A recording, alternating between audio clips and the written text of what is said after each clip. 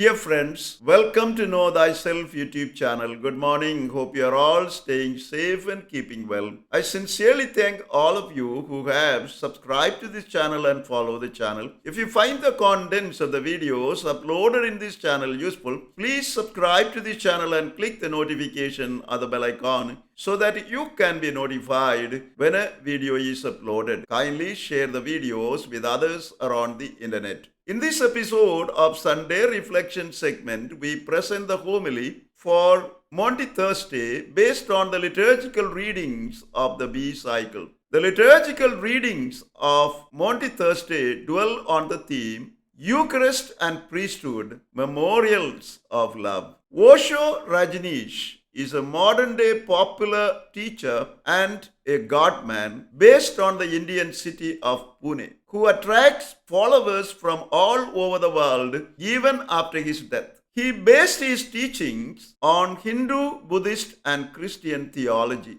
One of his Western disciples, a Catholic, once asked him about the difference between Buddha, the founder of Buddhism, and Jesus Christ, the founder of Christianity. He told the following story to distinguish between Buddha and Christ. When Buddha was on his deathbed, his disciple Anand asked him for a memorial, and Buddha gave him a jasmine flower. However, as the jasmine flower dried up, and so the memory of Buddha also dwindled. Jesus Christ, however, instituted a lasting memorial of his love without anybody's asking for it. He offered his body and blood under the appearances of bread and wine, and commanded his disciples to continue doing what he had done in his memory, thereby share in his divinity and love. According to Rajneesh, for the above reason, Jesus continues to live in his followers in a real way than Buddha lives in the followers of Buddhism.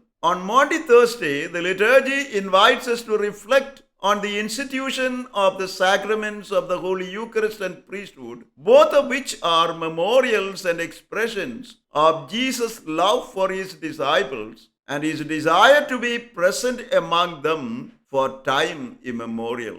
The first reading, taken from the book of Exodus, gives an account of the origins of the Jewish feast of the Passover, the context of Jesus' celebration of the Last Supper with his disciples, which is commemorated in the Maundy Thursday liturgy. It presents the historical background of the Jewish celebration of the Passover, in which the blood of the sacrificial lamb sprinkled on the sides and door frames of the houses of the Israelites saved them from God's anger by the passing over of the avenging angel, while the firstborn Egyptians, both animals and humans, were slain. The reading also instructs the Israelites how they must prepare for the moment of liberation by a ritual slaughter of the sacrificial lamb and eating of the ritual meal. Besides, they are told this moment of liberation and the ritual meal must be kept as a memorial for generations to come. In the second reading, in his first letter to the Corinthians, St. Paul speaks of Jesus instituting the sacraments of the Eucharist and the priesthood. He quotes another source for this tradition that was handed to him upon his conversion. He says that he received this from the Lord, thereby suggesting that the celebration of the Lord's Supper in Jesus' memory, presided over by the apostles, was an unbroken tradition from the very beginning of the church. According to St. Paul, the purpose of this celebration was to proclaim the death of the Lord until he comes again. Besides, all Christians, by this ritual act, which Jesus asked to be celebrated in his memory, remind themselves of the death and resurrection of Jesus, experience Jesus' care for them expressed through the sacraments of the Eucharist and priesthood, and prepare themselves for the proclamation of Christ to the world at large. The gospel passage taken from the Gospel of St. John describes how Jesus transformed the Jewish Passover into the Eucharistic celebration. Jesus begins the celebration by washing the feet of his disciples. In the Jewish society, when people are invited for a festive meal, they came after bath and fully dressed. Only their feet are dirty, as they might have walked through the dusty Palestinian roads. So, on their arrival at the venue of the festive meal, a slave washes their feet. Though Jesus is the master of his disciples, like a slave, he washes the feet of his disciples. By this act, he teaches them the new commandment of love in a practical way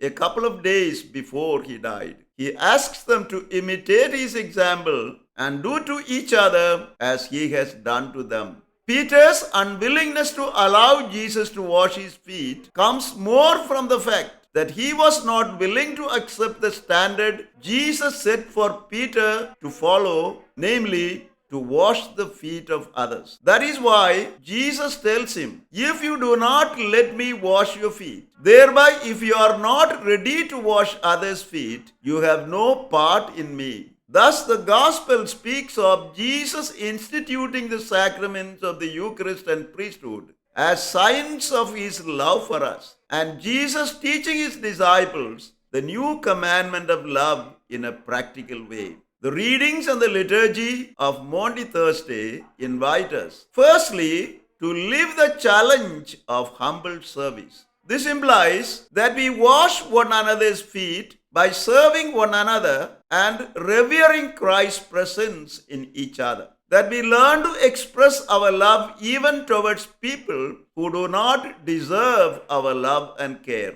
That we consider other people's needs as important as ours and make adjustments in our plans so as to serve their needs without expecting any reward in return. That we learn to forgive others from our heart, which implies letting go the attitude of retaliation when we are treated unfairly and be helpful to them whenever we are able. Secondly, the liturgy today calls us to live the challenge of sacrificial sharing and self-giving love.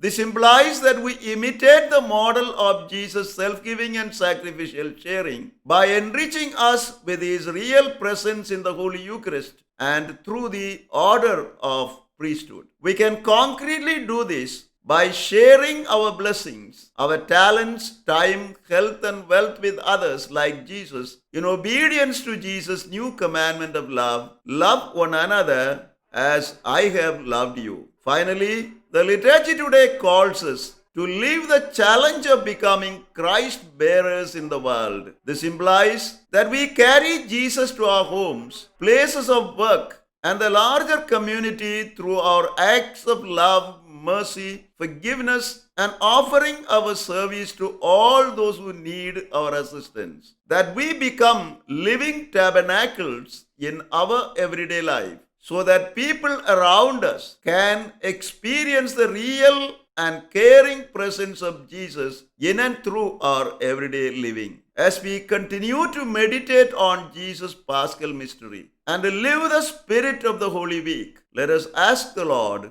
to give us the grace to live a life of humble service of others. Imitate Jesus' life of sacrificial sharing and self-giving. Thereby become true Christ bearers in our everyday life situations. Amen. Thank you for watching this video. Stay blessed until we see you again with another video.